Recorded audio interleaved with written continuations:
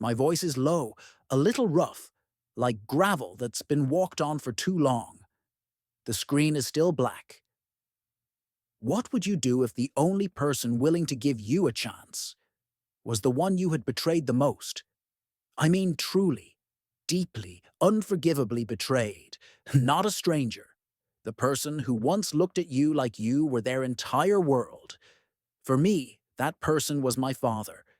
And the day I stood in front of him, a broken man begging for scraps, he didn't just say no. He made sure I remembered what no felt like for a long, long time. This is the story of that resume. The one he tore in half, right in front of my eyes. This isn't just a story about going from prison to a billion-dollar company. Anyone can tell you that fairy tale.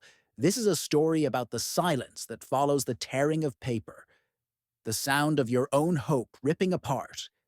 It's about the long, dark road you have to walk alone before you can ever hope to stand in the light again. Hey, this story is getting to you, isn't it? There, on your side of the screen, being able to put yourself in the shoes of someone who has lost everything and fought for a second chance is one of the most human things there is. If you've connected with this journey, do me a crucial favor. Comment below and tell me what state you're watching from and what part of the story touched your heart the most. That's how I know you're connected to our mission to spread stories of redemption and believe that everyone deserves a chance to start over. And listen to this. The vast majority of people who are moved by these stories aren't even subscribed to the channel yet. If you believe in second chances, I invite you to subscribe now. It's completely free, and you'll continue to receive the most profound stories of human transformation straight into your feed. Also remember that at the end of this video, you'll find other incredible journeys of new beginnings on your screen. This is my second chance. My father didn't just own a construction company. He built legacies. Morgan and Sons, the sign read, even though there was only ever one son. Me, Leo. The smell of sawdust and fresh concrete mix is the smell of my childhood. It's the smell of my father's hands, rough and strong, clasping mine as he taught me how to read a blueprint. He didn't just see lines on paper. He saw skeletons of future homes, bones of buildings waiting to be fleshed out. "See this, Leo?" he'd say, his finger tracing a load-bearing wall. "This is what holds it all up. You compromise this, and the whole thing comes down." He was talking about integrity. I was too young to understand. I wasn't interested in integrity. I was interested in the fast lane.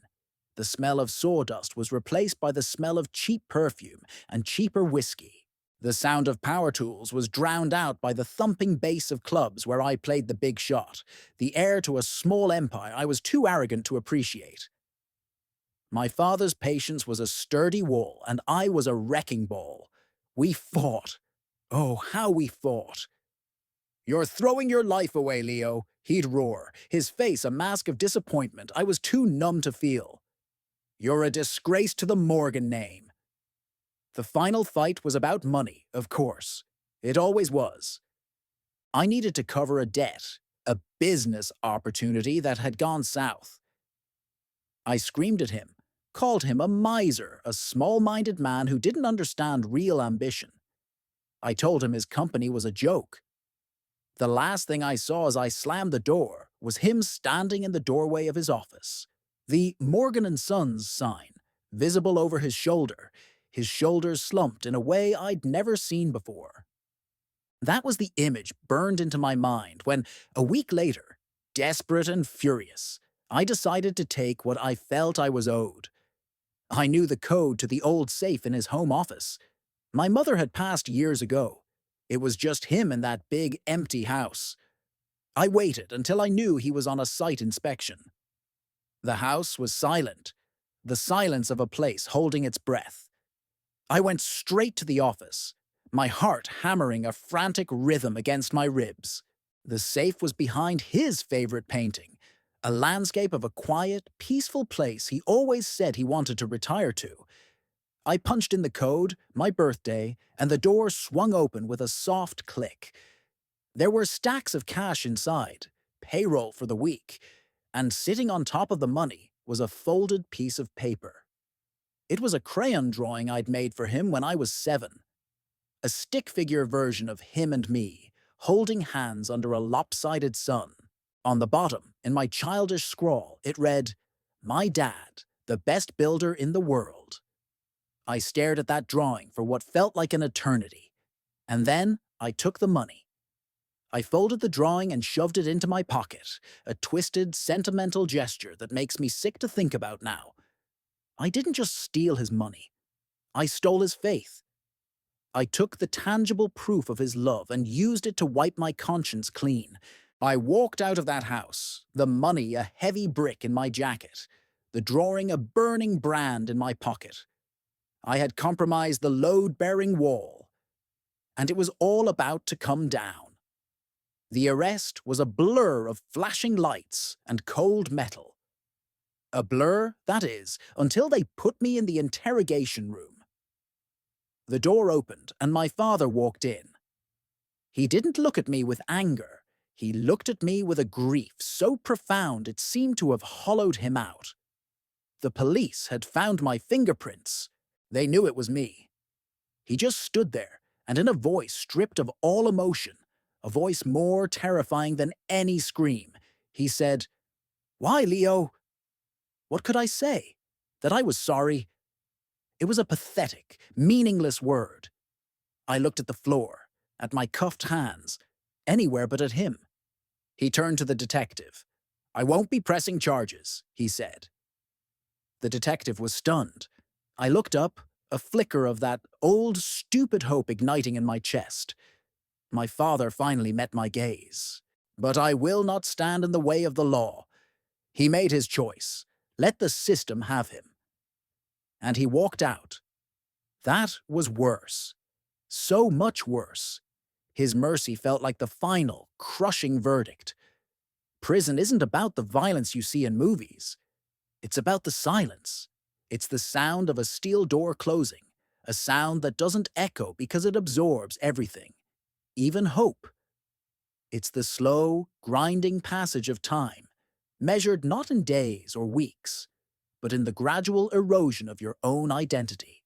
I was no longer Leo Morgan. I was inmate NR 78432. The drawing I had stolen was confiscated with my personal effects. I had nothing left of the man I was, or the boy I had been. For the first year I was just an animal, nursing my rage. I blamed him. I blamed the world. I was the victim. But in the oppressive silence of my cell, there was nowhere to hide from myself. I started to replay my life, not as the star of my own tragedy, but as a spectator. I saw the little boy who admired his dad. I saw the teenager who started to rebel for the sake of it. I saw the young man who was so consumed by his own ego that he couldn't see the love that was being offered to him. I saw myself taking that money, and I saw myself looking at that crayon drawing. And for the first time, I understood what I had truly stolen. I got out after 5 years. The world was too bright, too loud. I was given a cheap suit, a bus ticket, and $75. I was free, but I was carrying a new prison inside me. The prison of my own regret. I had one goal, one desperate, fragile idea. I had to see my father. I didn't want his money, his forgiveness, or his company. I just needed him to see that I had finally learned the lesson he tried to teach me about load-bearing walls. I needed to look him in the eye and apologize. It was the first honest thing I had planned to do in over a decade. I spent my last $20 on a cheap, crisp white shirt and a tie. I printed a resume at the public library. It was a pathetic document. A 5-year gap stared back at me from the page like a black hole. Under experience, I wrote the only truth I had. General labor, state penitentiary. I listed skills I never knew I had. Punctuality, working under pressure, following complex instructions. It was the resume of a ghost.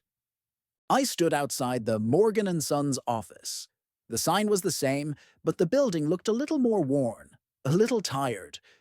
My heart was a wild bird trapped in my chest. I walked in. The receptionist was new, a young woman with a kind smile. "Can I help you?" she asked. I cleared my throat, the sound foreign and rough. "I'm here to see Mr. Morgan. Please tell him it's Leo." Her eyes widened slightly. She knew the name. She picked up the phone, spoke in a low voice, and then nodded. "You can go in. He's in his office." The walk to his office was the longest of my life. The smell of sawdust was still there, a scent that unlocked a flood of memories so potent I felt dizzy. The door was ajar. I pushed it open. He was sitting behind his large oak desk, older, grayer, the lines on his face deeper. He wasn't looking at blueprints. He was just staring out the window. He didn't turn around. "Close the door, Leo."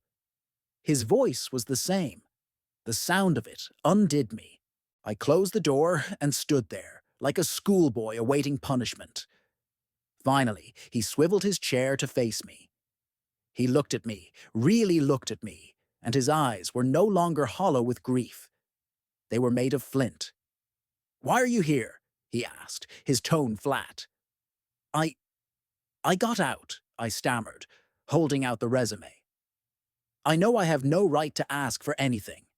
I know you owe me nothing, but I'm a hard worker. I'll start at the bottom. I'll sweep floors. I need a chance." The words tumbled out, weak and pathetic. He didn't take the resume. He just looked at it, then back at me. "A chance," he repeated, as if tasting a foreign, bitter fruit. "You stole from me, Leo. You didn't just steal money. You stole my trust. You betrayed this family's name. You walked out of that door years ago, and you tore this family apart. And now you walk back in and ask for a chance." He stood up slowly, his movements stiff. He came around the desk and stood before me. For a fleeting second, I thought I saw a flicker of the old man, my dad, in his eyes. Then it was gone. He took the resume from my trembling hand. He didn't even look at it. He held it between both his hands, his gaze locked with mine. And slowly, deliberately, he tore it in half. The sound was obscenely loud in the quiet room. He didn't stop there. He tore the halves into quarters, then into smaller and smaller pieces, until my future, my hope, my pathetic attempt at redemption was just a handful of confetti. He let the pieces fall from his hands, a slow, sad shower of white paper drifting to the floor between us. He leaned in close, his voice a low, venomous whisper. "This is your chance, Leo. This is what nothing feels like. You built this yourself. Now get out of my office." I stood there, rooted to the spot, watching the paper settle on the polished concrete floor. The sound of the tearing was still echoing in my ears, a sound I knew would haunt me for the rest of my life. I had hit rock bottom, and the man I had come to for help had just handed me a shovel. I walked out of that office and just started walking. I didn't know where I was going. The world was a smear of color and noise, but I was trapped in that silent, paper-strewn moment. The tearing wasn't just an act of rejection. It was an annihilation. He wasn't just saying no. He was erasing me. I walked until my feet bled, until the sun went down, and the city lights began to flicker on, each one a tiny, mocking star in a sky I couldn't reach. I ended up under a bridge, surrounded by the ghosts of other broken men. The cold from the concrete seeped through my cheap pants. I curled into a ball, the final shreds of my pride dissolving into the damp, cold air. This was it. This was what I had earned. This was my second chance, shredded and scattered on my father's office floor. But as I lay there, shivering, something happened. A strange, defiant ember sparked in the frozen tundra of my despair. It was anger, but not at him. It was anger at myself. He was right. I had built this. Every lie, every theft, every betrayal was a brick in this pathetic hovel I now found myself in. He had given me the truth, the most brutal, unvarnished gift he could have offered. He had shown me the blueprint of my own ruin. The next morning, I didn't go to a shelter. I went to the library again. I used my last few dollars to buy a cheap notebook and a pen. I sat at a table, the memory of the tearing paper sharp in my mind, and I started to draw. Not with crayons, but with lines, measurements, ideas. I drew the construction sites I had seen from the bus. I saw inefficiencies, wasted time, wasted materials. In prison, you learn to maximize every scrap, to see the potential in discarded things. I started to see the entire construction industry through that lens. I found a day labor spot. I stood with the other men, and when a pickup truck pulled up, I was the first to step forward. I spent 10 hours hauling cinder blocks in the blistering sun. My hands, soft from years of inactivity, were soon raw and bleeding. It was the most honest work I had done in my life. That night, I slept on the floor of a flophouse, and it was the best sleep I'd had in years. I had earned it. I worked like a man possessed. I saved every penny. I bought my own tools, second-hand and rusted, but they were mine. I started taking on small jobs, a deck for a neighbor, a fence repair. I did the work no one else wanted, and I did it perfectly. My pitch was simple. I will be on time. I will not waste your materials. I will leave your site cleaner than I found it. Word spread. The ex-con with the calloused hands and the quiet demeanor who did what he said he would do. I wasn't building a company. I was building a foundation. One honest day, one honest dollar, one satisfied customer at a time. I was laying my own load-bearing wall, and this time I would not compromise it for anything. The memory of the torn resume was no longer a source of pain. It was my cornerstone. It was the reminder of what I had been and the fuel for what I had to become. My big break came from a disaster. A small, family-run bakery a few blocks over had a pipe burst in the middle of the night. The water damage was catastrophic. The owner, a sweet elderly woman named Maria, was underinsured and heartbroken. Her shop was her life. I heard about it from a supplier and went to see the damage. The place was a wreck, the smell of sourdough and despair hanging thick in the air. The quotes she was getting from other contractors were astronomical, predatory. She was going to lose everything. I approached her, hat in hand. "Ma'am," I said, "I can fix this for you, for cost of materials, plus 10%. She looked at me, her eyes red-rimmed. "Why would you do that?" she asked. I looked around the ruined bakery, at the faded photos of her family on the water-stained walls. "Because everyone deserves a second chance," I said, and I wasn't just talking about her. I worked on that bakery for 16 hours a day. I didn't just repair the damage, I improved it. I used reclaimed wood for the counters, found a discount on beautiful, vintage tiles for the floor.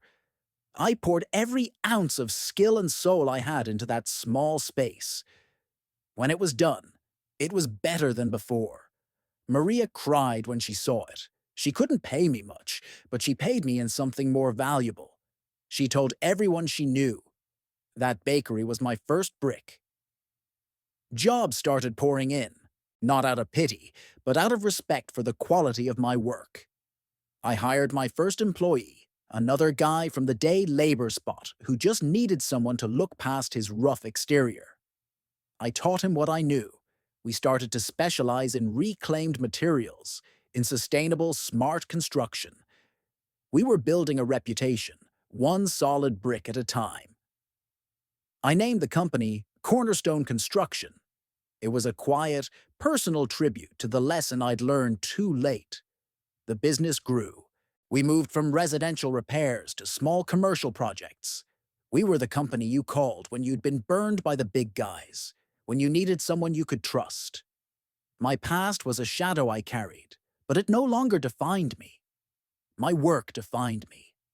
My integrity, my load-bearing wall, was holding strong.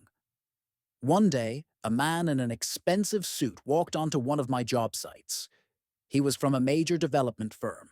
They had a project, a multi-use complex, and they were impressed with our efficiency and our innovative use of materials. They wanted to partner with us. It was a multi-million-dollar contract. It was the moment I had been working for, the validation of everything I had fought for. But as I looked at the contract, all I could see was a piece of paper. And for a moment, I was back in my father's office, watching another piece of paper. My future, being torn to shreds. The deal with the development firm launched Cornerstone into a different league. We weren't just a small, reputable company anymore. We were a player. With the capital, I invested in technology, in R&D. We developed a proprietary modular building system using recycled composites. It was cheaper, stronger, and more environmentally friendly than traditional methods. It revolutionized low-income and disaster relief housing. The company's valuation skyrocketed, from a handful of guys with second-hand tools to an industry disruptor. The headlines started to appear, from ex-con to eco-tycoon, the billion-dollar second chance. The money was abstract. It was numbers on a screen. What was real was the work. The homes we built for families who thought they'd never own one. The communities we helped rebuild after fires and floods. We weren't just building structures. We were building futures. My past became a part of the company's story, not as a shameful secret, but as a testament to the power of redemption. I made sure to hire people who others had given up on. I gave them the chance my father had refused me, and in doing so, I understood him a little better. It wasn't about the refusal, it was about the lesson. A chance isn't given, it's built. I never saw my father in all those years. I heard through the grapevine that Morgan and Sons was struggling. The old ways of building were becoming obsolete, and he was too proud, too set in his ways to adapt. A part of me ached for him. The boy in me who drew that crayon picture wanted to rush in and save him. But the man I had become knew I couldn't. Some walls you have to build yourself. Then the phone call came. It was his lawyer. My father was sick. It wasn't urgent, but he was winding down his affairs. He was selling the company, the assets, the name, everything. There was a small, quiet closing at a title company's office. I wasn't expected to be there, but I went. I walked into the sterile, beige room. He was there, alone, looking small and frail in a suit that now seemed too big for him. He looked up as I entered, and for the first time I saw no anger, no flint, no disappointment in his eyes. I just saw an old, tired man. The lawyer handled the paperwork. He signed over the last remnants of his life's work to a faceless corporate entity for a fraction of what it was once worth. When it was done, he stood up slowly. He looked at me, and then he did something I never expected. He walked over to me. He didn't say anything for a long moment. He just looked at me, really looked at me, taking in the man I had become. "I read about you," he said, his voice raspy. "In the papers. Cornerstone." He almost smiled. "It's a good name." My throat was tight. "I learned it from you," I managed to say. "About load-bearing walls." He nodded, his eyes glistening. "I was wrong, Leo," he whispered, the words so soft I almost didn't hear them. "That day in my office, I thought I was teaching you a lesson about consequence, but I was just a bitter old man, tearing down his own son. I was so busy trying to show you what you had broken. I didn't realize I was breaking us beyond repair." He reached into the inside pocket of his jacket and pulled out a small, worn, laminated square. He held it out to me. It was the crayon drawing, the one I had made when I was 7, the one I had stolen from his safe. He had kept it. All these years, he had laminated it to preserve it. My dad, the best builder in the world, he read the words aloud, his finger tracing the faded crayon lines. Then he looked at me, his eyes full of a sorrow so deep it was bottomless. You turned out to be a better builder than I ever was, son. I just wish I had been there to see you lay the foundation. He pressed the drawing into my hand, turned, and walked slowly out of the room, leaving me standing there, holding the ghost of the little boy I used to be and the devastating weight of a forgiveness that had come a decade too late. He passed away 6 months later. I found the deed to his house in his things. He'd left it to me. I didn't sell it. I went back, for the first time since I had robbed it. It was exactly the same, frozen in time. I went into his office. The Morgan and Sons sign was leaning against the wall, dusty and forgotten. And on his desk, under a paperweight, was a single, yellowed newspaper clipping. It was from a local business journal from about 2 years after I'd started Cornerstone. It was a small article about our first big contract. Someone had circled it in red pen, and in my father's familiar, precise handwriting, in the margin, he had written just 2 words. That's my boy. I sank into his old chair, the laminated crayon drawing in one hand, the clipping in the other, and I finally, truly, wept. I wept for the years we lost. I wept for his pride and for his loneliness. I wept for the simple, devastating truth I had been too blind to see. The twist, the one that still takes my breath away, isn't that I built a billion-dollar company from nothing. It's that my father, the man who tore my resume to shreds, was my silent, secret investor. The lawyer handling the sale of his assets found the records. He had been anonymously buying shares in Cornerstone since our very first round of funding. He never cashed them out. He died as my single largest shareholder. The man who publicly shattered my dream was the one who, privately, had been funding it all along. He never built a skyscraper, but in the end, he helped me build my second chance, brick by painful, beautiful brick. He just never allowed himself to stand in its shadow.